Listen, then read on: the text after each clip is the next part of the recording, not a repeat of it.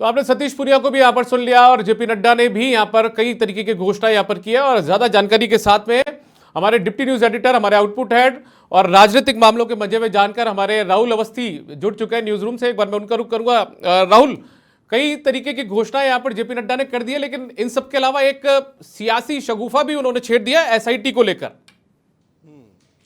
देखिए, सबसे पहले तो दीपक, देर लगी आने में तुमको, अगर मैं बात करूं तुमको के रिगार्डिंग, तो ये तुम वो संकल्प पत्र है जिसका कि इंतजार बड़े लंबे वक्त से था। देर लगी आने में तुमको, शुक्र है फिर भी आए। तो आज ये संकल्प पत्र आ गया है, बड़े लंबे अरसे से इंतजार किया जा रहा था। अब बीजेपी कहती क्या है? देखिए, सबसे बड़ी समस्या ये होती है कि संकल्प पत्र केवल राजनीतिक गलियारों में चर्चा का विषय बनकर रह जाते हैं। आम आदमी इससे बहुत ज़्यादा इत्तेफाक रखता नहीं, वो बजट का इंतजार करता है, वो सरकार बनने का इंतजार करता है, लेकिन ये एक वो प्लेटफॉर्म तैयार करता है जिसके आधार पर सरकार या फिर यूँ कहें कि पार्टियां चुनाव लड़ने के लिए जाती हैं और वो वादे करती हैं जिससे वो आने वाले वक्त में ये चीज़ तय कर पाएँ, ये चीज़ बता पाएँ कि वो किस आधार पर चुनाव लड़ने वाली हैं। खासतौर पर मैं 3 चीज़ों का जिक्र करूंगा दीपक, जिन 3 चीज़ों के इर्द गिर्द मुझे ऐसा लगता है कि बहुत बड़ी घोषणाएं हो गई हैं। एक, एम्स की तर्ज पर रिम्स की घोषणा हुई है। राजस्थान में एम्स की तरह ही हर जिला मुख्यालय पर उसी प्रकार के बड़े अस्पताल खोले जाएंगे। स्वास्थ्य को लेके मेरे ख्याल से ये जो वादा है, ये बहुत बड़ा वादा है, जिस पर अगर काम होता है तो ये आम आदमी के सीधे दिल से जुड़ी हुई बात है कि वो अस्पतालों के चक्कर काटने को मजबूर होता है। पहला सुख निरोगी काया होता है और वो चाहता है कि साहब जब भी ऐसी स्थिति आए उसके पास बेहतरीन अस्पताल मौजूद हो जहां पर जाकर के वो इलाज प्राप्त कर सके। ये एक रिमार्केबल कहना चाहिए वादा किया गया है कि एम्स की तर्ज पर रिम्स का निर्माण। राहुल, हर डिविजनल हेडक्वार्टर पर, संभाग मुख्यालय पर रिम्स खोलने की बात की गई है। ये बड़ी घोषणा आप इस पर बता रहे हैं स्वास्थ्य के लिहाज से।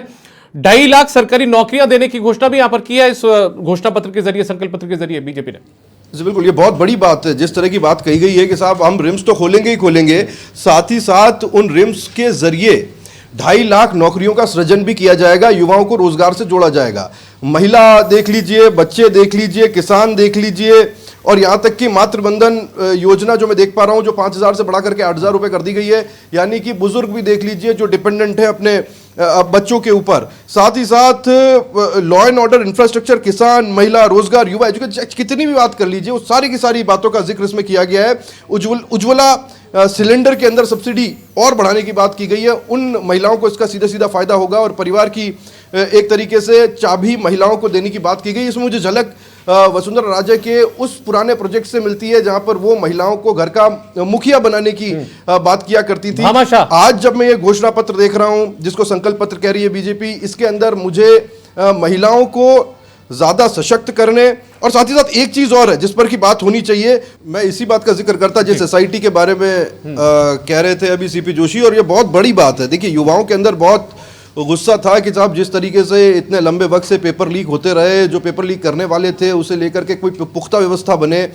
यही नहीं है, जल जीवन मिशन का जिक्र है और जल जीवन मिशन के अंदर 20,000 करोड़ के घोटाले का जिक्र है और उस पर भी कार्रवाई करने का जिक्र किया गया, माइनिंग का जिक्र किया गया, और तमाम जितने भी अलग अलग डिपार्टमेंट्स के अंदर घोटाले हैं उसे लेकर एसआईटी का गठन करते हुए तुरंत कार्रवाई का आश्वासन दिया गया। ये कहा गया ये वादा हम करेंगे और इस वादे पे हम खरे उतरेंगे। तो ये आप समझ लीजिए टारगेट ऑडियंस क्या है, युवाओं से लेकर भ्रष्टाचार को न जीरो टॉलरेंस को लेकर लोगों के बीच में अपनी एक छवि निर्माण करने की कोशिश है कि साहब ये मोदी के चेहरे पर हम चुनाव लड़ रहे हैं और हमारा एक सबसे जो बेसिक बात है वो यही है कि साहब हम भ्रष्टाचार के ऊपर जीरो टॉलरेंस रखेंगे और पिछली सरकार ने जो कुछ गड़बड़ियां और जितने घोटाले किए गए उसको परत दर परत एक एक करके हम उधेड़ कर रख देंगे। तो आप ये समझिए ये सीधे सीधे लोगों के बीच में जाकर और उन लोगों को जो प्रताड़ित हैं, पीड़ित हैं, इन सारे मामलों को लेकर उनको टारगेट करने की कोशिश की गई। देखिए, मेरा ये मानना है एक घोषणा पत्र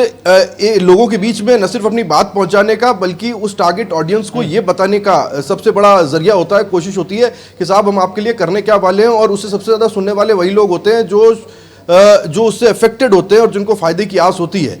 अब कांग्रेस के घोषणा पत्र का इंतजार आने वाले वक्त में होगा, लेकिन बीजेपी ने 2-4 ऐसे स्टेप चले हैं जो वास्तव में मास्टर स्ट्रोक कहे जाने चाहिए। मैं 3 का जिक्र बार बार कर रहा हूं। एक एम्स की राहुल, मेरे साथ हमारे दूसरे सहयोगी भी जुड़े हुए हैं, लेकिन उनके पास जाने से पहले एक बहुत छोटा सा सवाल मैं आपसे जानना चाहूंगा।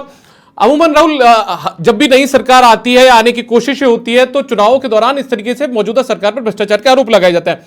आपको माथुर आयोग भी ध्यान होगा और भी दूसरे आरोप याद होंगे। तो ऐसे में एसआईटी को किस तरीके से जोड़कर देखा जाए, सियासी शगुफा देखा जाए या फिर कुछ और मायने भी इसके निकाले जाएं?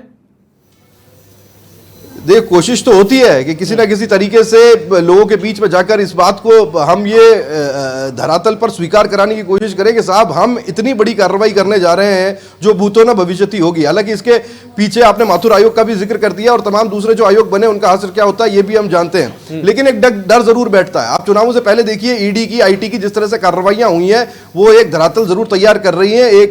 एक बात तो साफ कर रही है कि आने वाले वक्त में वो गिरेबान कम से कम सुरक्षित नहीं रहेंगे।